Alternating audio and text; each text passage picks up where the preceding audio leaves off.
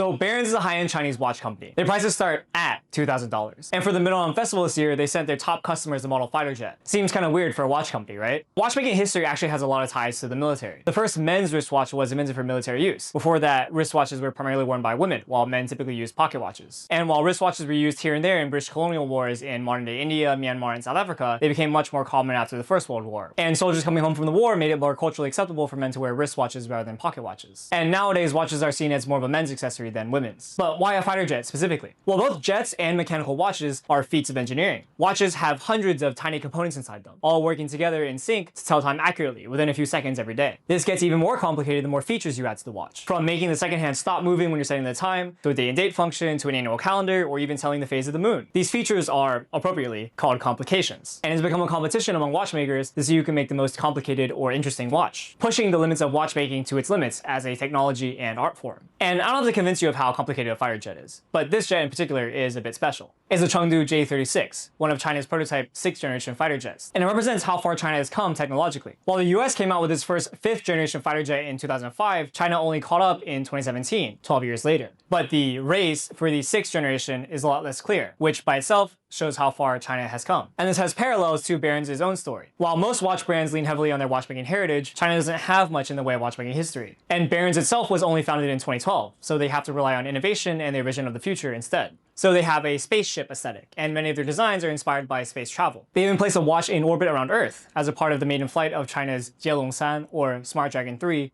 rocket. So sending a J-36 is something that only they could, or even would, do. And while their watches aren't for everyone, they have a unique aesthetic and are unmistakably cool for their engineering alone.